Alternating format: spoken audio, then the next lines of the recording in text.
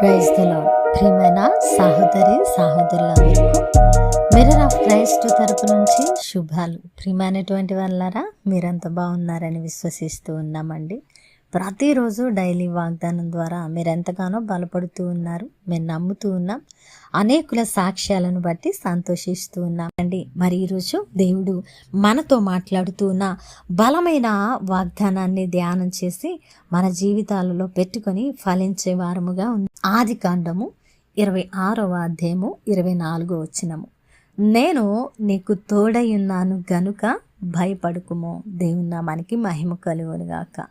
ప్రియ సహోదరుడా, అద్భుతమైన శుభ వాగ్దానము ద్వారా దేవుడు మనతో మాట్లాడుతూ ఉన్నారండి. ఏంటంటే, ఈరోజు నువ్వు ఒకవేళ ఉన్న పరిస్థితులను బట్టి భయపడుతూ నువ్వు దిగబడిపోయిన పరిస్థితుల్లో ఉండి కృంగిపోయి ఉన్నావేమో. అందుకే నీ పరిస్థితులను ఎరిగిన దేవుడు మాట్లాడుతున్న అద్భుతమైన మాట ఏమిటి అంటే, ప్రియమైనటువంటి బిడ్డ, నేను నీకు తోడయ్యున్నాను గనుక భయపడకు. నేను ఒకవేళ నీ కంటికి కనిపించకపోవచ్చు, కానీ నీ పరిస్థితుల అన్నిటినీ నేను చూస్తూ ఉన్నాను. నీకంటే నీ మార్గములో ముందుగా నేనే వెళుతూ ఉన్నాను.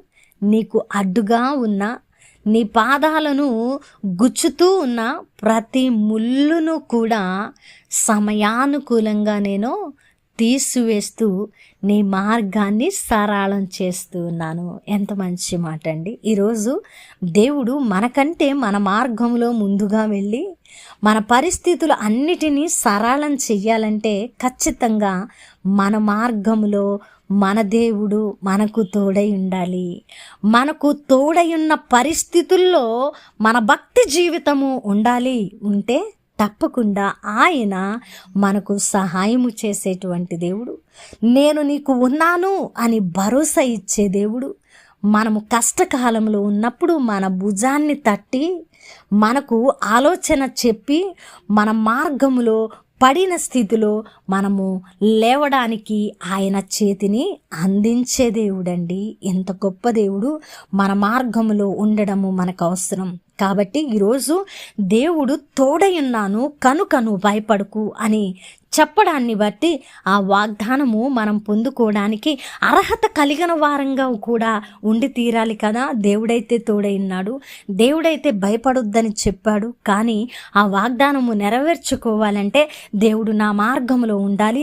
దేవుడు నా మార్గంలో ఉండాలంటే నేను నీతియుక్తమైన వాక్యానుసారమైన జీవితాన్ని జీవించాలని నువ్వు గుర్తించి గుర్తెరిగి నువ్వు అవగాహన కలిగి దైవిక జ్ఞానముతో నీ తప్పుల ఒప్పుల అన్నిటినీ సరి చేసుకొని నీ హృదయాన్ని గద్దించుకొని నీవు గనుక దేవునికి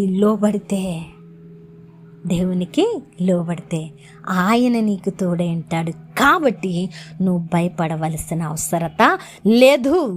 కాబట్టి ప్రియమ అనేటువంటి వాళ్ళరా, దేవుడు ఈరోజు నిన్ను భయపడవద్దు అంటూ ఉన్నారు. ఆయన తోడై ఉన్నానని చెబుతూ ఉన్నారు. ఆయన ద్వారా నువ్వు బలపరచబడి భయము నుంచి విడిపించబడి నీ మార్గములో ఆయనను నిలవబెట్టుకునే బాధ్యత నీ భక్తి జీవితం మీద ఉన్నది. విన్న వాక్యము ఫలింపు కొరకు ప్రార్థన. పరిశుద్ధుడా, ప్రేమ కలిగిన తండ్రి, అద్భుతమైన వాక్కు చేత మాతో మాట్లాడి మా హృదయాలను కట్టి బలపరిచారు. అవునయ్యా తండ్రి, మీరు మాకు తోడుగా ఉన్నారు కాబట్టి మేము భయపడము నాయన అని ఎవరైతే నిర్ణయం తీసుకున్నారో వారి పట్ల వాగ్దానాన్ని నెరవేర్చండి అయా. ఈ పరిచర్యకు సహకరిస్తున్న కుటుంబాలను దీవించండి. ఈ ప్రార్థన నజరేయుడైన యేసుక్రీస్తు నామమున సమర్పించి అడిగి వేడుకుంటున్నాము తండ్రి, ఆమేన్. ప్రియమైన దేవుని బిడ్డలారా, విన్న వాక్యాన్ని షేర్ చేయండి, పరిచర్యకు సహకరించండి. ఆర్థికంగా ఎంతో అవసరత ఉన్నదండి. ఎంతో అంటే చెప్పలేనంత. లైవ్ చేస్తున్నాం. దేవుని పని మనం చేస్తే మన పని దేవుడు చేస్తారు. మరి ముందుకు రండి. దేవుడు మిమ్మల్ని దీవించును గాక. ఆమేన్.